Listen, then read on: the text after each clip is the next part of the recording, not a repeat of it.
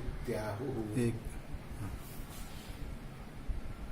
धारणात् धर्म इत्याहुः। धारण का मतलब होता है इस सृष्टि की रचना में, इस सृष्टि के पालन में, इस सृष्टि की स्थिति में जीव को, वनस्पतियों को, नदियों को, मनुष्यों को, जिन जिन वस्तुओं की, जिन जिन पदार्थों की आवश्यकता है, जैसे अन्न, जल, वस्त्र, औषधि, इन सब की आवश्यकता की पूर्ति कौन करता है? प्रकृति करती है। प्रकृति ही हमको जल देती है, प्रकृति ही हमको अन्न देती है, प्रकृति ही हमको आवास के लिए भवन और जमीन का निर्माण देती है, प्रकृति ही हमको स्वच्छ वायु देती है। तो तात्पर्य ये है कि धर्म ही है जो मनुष्य को जीवन शक्ति देता है, जिसके कारण से सभी पृथ्वी पर रहने वाली जीव जंतु वनस्पतियां सुरक्षित हैं। अब इस प्रकृति को कैसे शक्ति प्राप्त होती है, उसके अंदर देने की इतनी क्षमता कहाँ से है? वो इतने बड़े बड़े समुद्र, पर्वत, वृक्षों को, नदियों को, पशुओं को, हम सब मनुष्यों को धारण करने की और उनका पोषण करने की शक्ति पृथ्वी माता को, प्रकृति को कहाँ से प्राप्त होती है? तो वो शक्ति प्रकृति को या पृथ्वी को धर्म से प्राप्त होती है। जब तक पृथ्वी पर धर्म रहेगा तब तक ये पृथ्वी भी रहेगी। ये धर्म ही इस पृथ्वी का, इस सृष्टि का, इस प्रकृति का आधार है, उसकी धारणा शक्ति है। इसलिए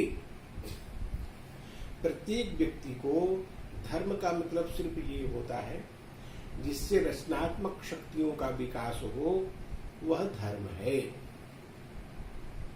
सत्यम, शौचम, दया, शांति, त्याग, संतोष, आर्जवम, सत्य का अनुकूल, सत्य के अनुकूल आचरण करना। सत्य का मतलब ये होता है कि जो कुछ दुनिया में है वह सब काल के अधीन है, काल के अंतर्गत है।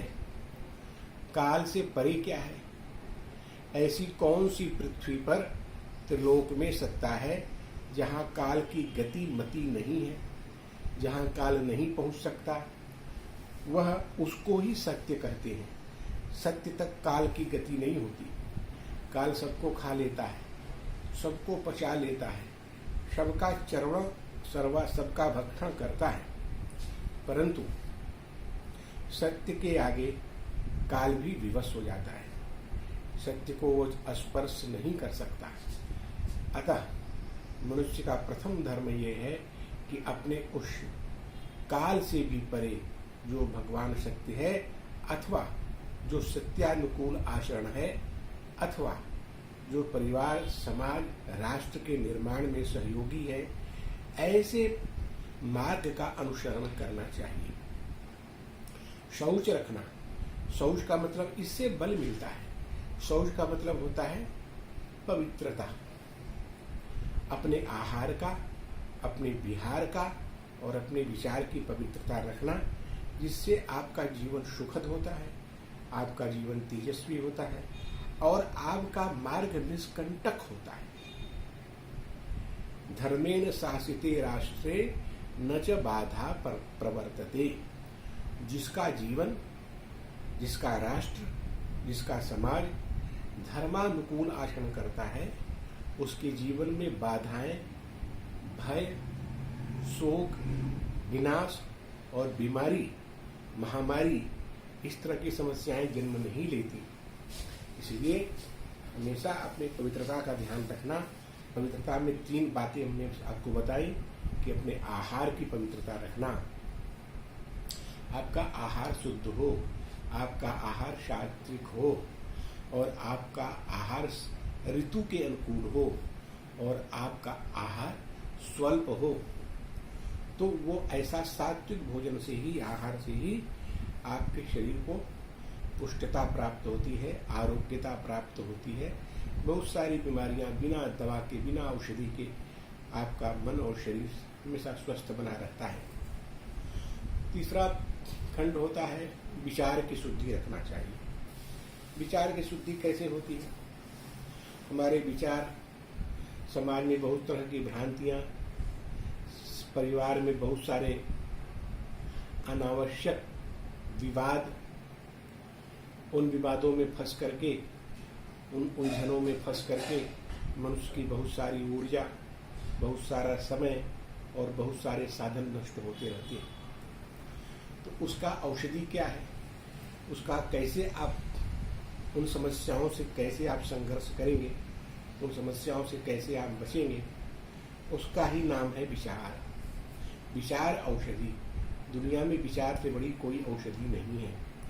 और वह विचार आपको कहाँ प्राप्त होते हैं? कैसे आपके विचार पुष्ट होंगे? कैसे आप अपने विचारों के द्वारा अपने स्वयं को, अपने परिवार को और समाज को उन्नत बनाएंगे? यह विचार आपको सद्ग्रंथों में प्राप्त होता है और सत्संग में प्राप्त होता है। महापुरुषों की संगति, जो निस्संदेह जिनका जीवन उन्नत है, पवित्र है, जिनका जीवन सत्मार्ग पर है, ऐसे लोगों के समीप में रहने मात्र से आपको सद्विचार प्राप्त होते हैं। जैसे लोहा है, लौह पदार्थ है, जिसको आयरन कहते हैं। अगर उसको आप पानी में डालो तो वो डूब जाती है। नदी में आप डालेंगे तो आपका वो आयरन डूब जाएगा, लोहा डूब जाएगा। लेकिन वही लोहा जब नाव में लग जाता है, लकड़ी से जुड़ जाता है, तो वह लोहा तैरने लगता है, फिर पानी में नहीं डूबता।